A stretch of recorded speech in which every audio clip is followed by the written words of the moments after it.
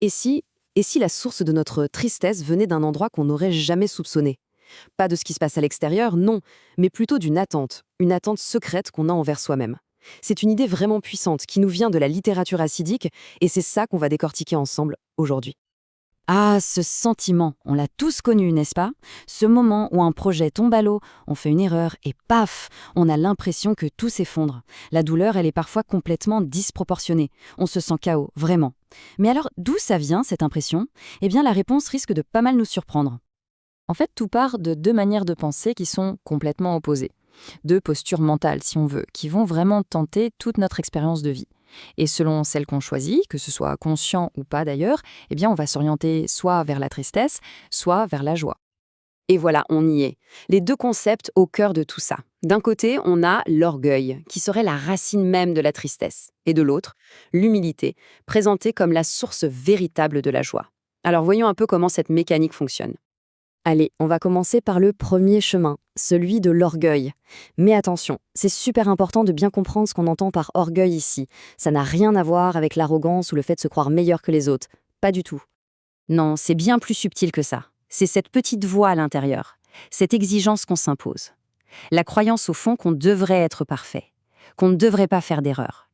C'est une pression de dingue, constante, pour essayer d'atteindre un idéal qui est, par définition, inaccessible. Et là, le mécanisme il est presque mathématique. D'abord, on se fixe un standard impossible à atteindre, la perfection. Sauf que la vie, c'est la vie, hein, donc on finit forcément par se planter à un moment ou à un autre. Et quand ça arrive, l'échec, ce n'est plus juste une erreur. Non, ça devient la preuve qu'on n'est pas à la hauteur. Et c'est là que la tristesse s'engouffre. Cette citation, elle résume ça à la perfection. Ce lien de cause à effet est implacable.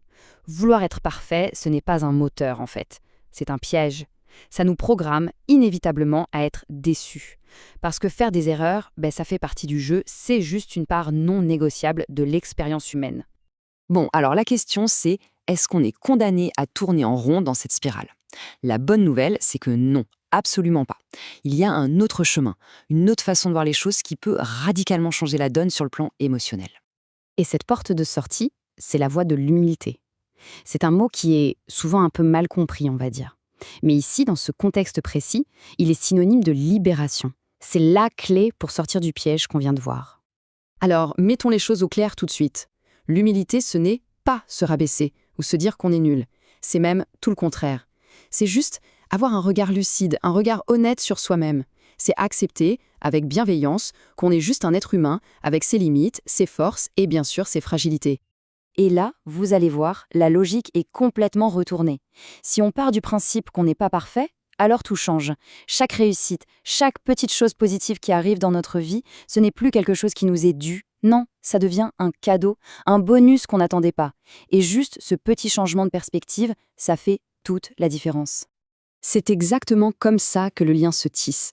En lâchant prise sur cette exigence de perfection, on ouvre un espace énorme pour la gratitude. On arrête de se focaliser sur ce qui ne va pas, sur ce qui manque, pour enfin voir et apprécier ce qui est là. Et c'est de là, de cette appréciation, que naît une joie beaucoup plus profonde, beaucoup plus stable. Alors quand on met ces deux chemins l'un à côté de l'autre, le contraste est juste saisissant. Et c'est de cette opposition que sort un message vraiment, vraiment puissant et très concret sur la façon dont on peut cultiver le bonheur jour après jour. Et voilà, on arrive au cœur du sujet, le point crucial. Le trésor, en fait, il n'est pas au bout d'une course épuisante pour devenir une version parfaite de soi. Non, il est déjà là. Il est caché dans l'acceptation de qui on est, tout simplement. Ici, maintenant, avec nos failles et nos imperfections. Cette phrase, elle est d'une puissance. C'est une vraie déclaration de force. Mais une force qui ne vient pas de l'ego, non. Elle vient d'un réalisme, d'un apaisement. Reconnaître ses propres limites, ce n'est pas une défaite, c'est une ouverture. C'est ce qui permet de faire confiance à quelque chose de plus grand que soi et de puiser son énergie là-dedans. Alors si on devait retenir quelques points clés, ce serait quoi? D'abord, que la course à la perfection, c'est une impasse, on oublie. Ensuite, que la vraie joie, elle pousse sur le terreau de l'acceptation de soi, avec gratitude. Quand on fait ce switch, les succès ne sont plus des trophées pour l'ego, ça devient des cadeaux qu'on savoure. En gros, on passe d'une vie où on a peur de l'échec à une vie où on cultive la gratitude. Ça change tout. Et on va terminer avec une petite invitation à la réflexion. Pas la peine de vouloir tout changer d'un coup.